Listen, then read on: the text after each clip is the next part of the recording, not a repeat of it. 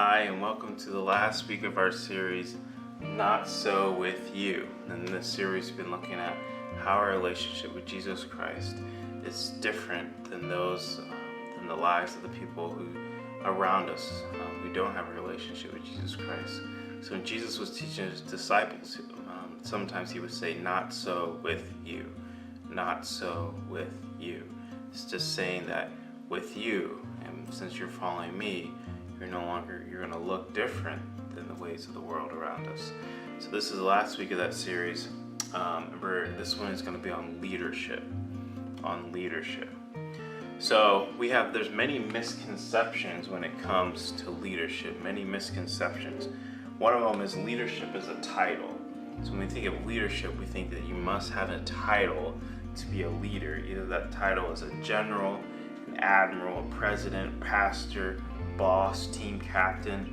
If leadership is only about a title, then many of us can't be leaders, right? Leadership is more than just a title. It's a misconception to say leadership is just through the title. And the next one is leadership is a position or a role. So many think leadership, you must be the captain on the sports team, or you must be like the first chair in the band. So you must have this very significant role to be a leader. But that's also not true. You don't need to have a leader of high influence to be a leader. You don't have to have the first chair in the band to be the leader. And leadership is about power. Many of us have this misconception leadership is all about power. Whoever has the power is a leader. When you look through history, you can see plenty of examples of individuals and empires that were considered leaders because they had all the power, right? They had all the power. This is also a misconception in leadership. So what we're going to look at leadership here, is that we are all leaders and we are all followers at some time, right? We're all being influenced, or we're all influencing someone else. You're leading someone, and we're all being led by someone or something. So we're being led by something, or we're leading someone or something, right? So we're all leaders. And a simple example is we think of marketing and advertising. Marketing and advertising are leading us to believe what they are selling is what we need. We're being led by the advertising, by the marketing. They're leading us into buying one of their products, right? So we're also led or follow in our relationships by differing degrees. So each relationship we have with someone else, we're either being led by them or they are being led by us, right? So that by differing degrees. Now sometimes you have relationships where it's just like we're just friends, we just kind of come together and talk. But a lot of relationships you're leading them, or they are leading you, or influencing you, right? So if we have one effect with someone, so if we have an effect on someone by how they dress, or how they act, or how they treat others, we're influencing them. If we have some impact on someone in their actions, we're influencing them, right? So all of us, in a sense, are leaders. All of us are also followers. We're being led and we're leading others through our life. So in Romans chapter 12, verses 9 through 21, it gives us this example of leadership.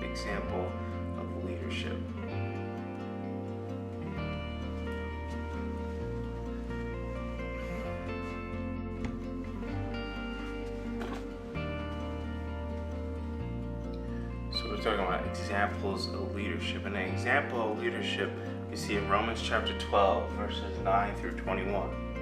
It said, "Love must be sincere. Hate what is evil.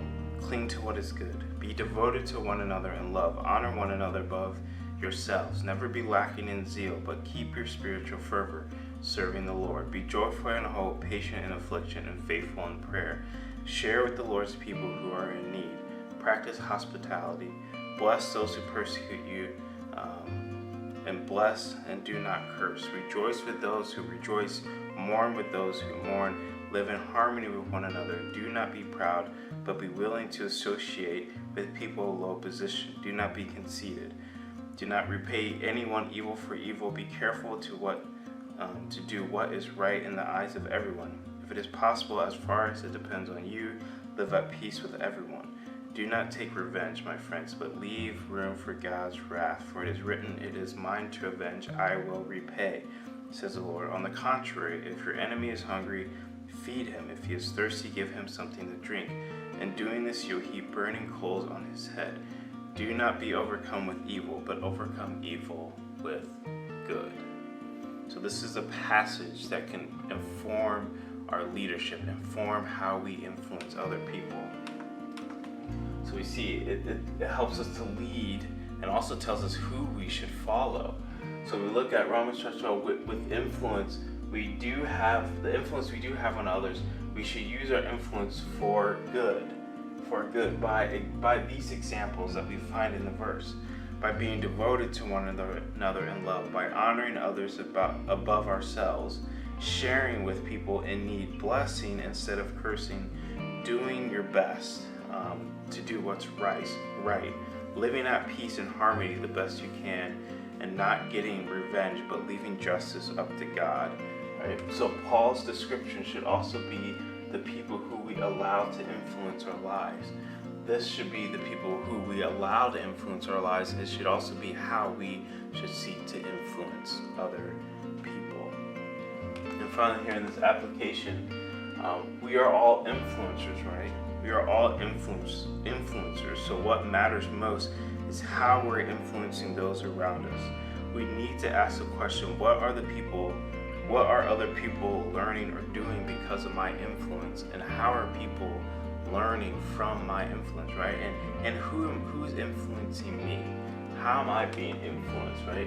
So we are all followers. We must ask ourselves, are the people who are influencing, leading me, are they leading me in a good direction? The people influencing me, are they leading me in a good direction?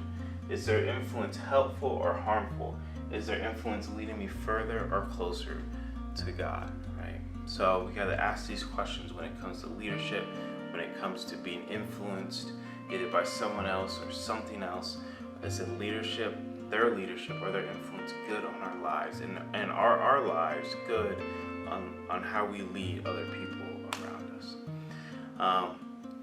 So I want to leave you with that, and also just kind of a note here is that this might be the last video I do for some time. I started these videos up during COVID, and I've been doing them really for almost over a year. So it's come that time to maybe slow it down for a little bit, and we'll see what happens. And maybe not that I will never do it again, but this might be the last video for some time. So I want to thank everyone who's watched these and listened to these videos I've been doing for quite a while. Thank you so much for watching and listening, to those who watched and listened to these. And I pray and I hope that it was a strength and encouragement in your faith through all these different videos. So thank you.